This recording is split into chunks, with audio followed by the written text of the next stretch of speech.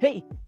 Welcome back dito sa aking channel and meron akong dalawang bagay na gustong i-share sa'yo over the last 100 days na ginagawa ko yung challenge na to. So, pag-usapan muna natin, ano ba yung challenge na to na tumulong sa akin para maging committed and maging consistent ako doon sa mga ginagawa ko. So, yung challenge na to is nag-set ako ng goal na within 100 days, I do workout. So, hindi naman ito yung everyday kailangan mo mag-workout, magpunta sa gym.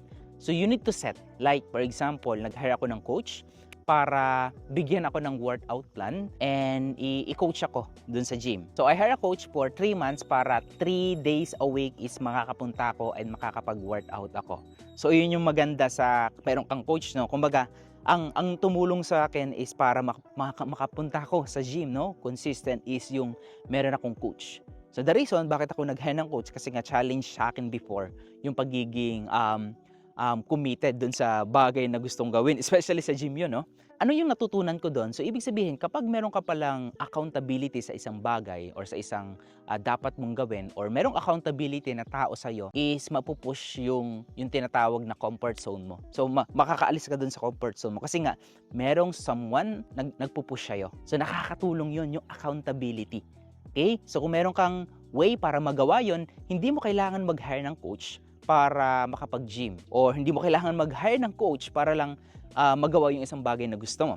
So, kailangan mong humanap ng paraan kung paano ka magiging accountable dun sa gusto mong magawa. For example, meron kaming GC na kung saan everyday nagsisend kami doon or tuwing mag-workout ka, depende sa sinet mo kung 3 times or 4 times a week, kailangan isasend mo yung proof na nag-gym ka doon sa GC namin. Okay, meron kaming tinatawag na pit na mix, okay? So parang GC yon, group kami na kung saan doon kami nagsisend every other day ng mga workout namin. So, ganun ka-importante. That's accountability. Chat accountability. So, that's one tip. Ngayon, ito yung dalawang natutunan ko dun sa 100-day challenge na ginawa ko. Number 1 is commitment. Yung commitment kasi is something na kailangan mong gawin to even though hindi mo kaya. Say for example, kung ikaw is meron ka ng partner, engaged ka na, o talagang kasal na kayo, no? So, kapag kasal ka na, ibig sabihin, committed ka na dun sa pinangako nyo. Hindi ka na pwedeng umatras kasi nangako na kayo sa isa't isa na panghabang buhay magsasama kayo. So, that's a commitment, no? Hindi lang siya talaga na couple kayo, na mag-asawa kayo. May commitment po ang tawag doon. So, sa ginagawa natin, no, especially sa business mo, kung meron kang negosyo, kailangan mag-set ka ng goal. Dun sa goal mo, committed ka para makuha mo yun. Whatever it takes, kailangan makuha mo yung goal mo na yun. So, magbibigay ka ng commitment sa sarili mo para ma-achieve yung certain goal na gusto mong makuha. And pangalawang lesson na natutunan ko doon is yung tinatawag na consistency. So, 'di ba? Mahihirapan tayo na maging consistent sa mga gusto nating gawin. Do it, no? Consistent for 21 days to 100 days ang challenge, no? For example, meron kang gustong gawin, gusto mong mag-create ng content. Try do it for 21 days to create a content.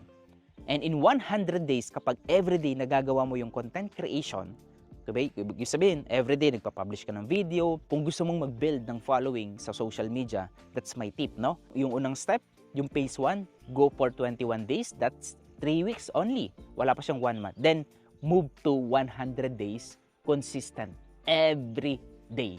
So, nung natutunan ko to, commitment plus consistency, parang hindi na naging mahirap sa akin yung mga next move na gagawin ko. Parang na-build na yung habit na tinatawag. Kumbaga, hindi ako, kulang yung araw ko kapag hindi ako nakapag-gym 5 days a week, no? Ayun yung commitment ko sa sarili ko. 5 days a week, kailangan makapunta ako sa gym.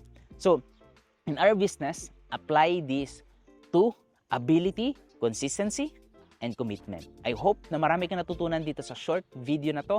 Apply this para makuha mo yung goal mo in the next 21 days to 100 days. Thank you so much for watching. For more video, like and subscribe.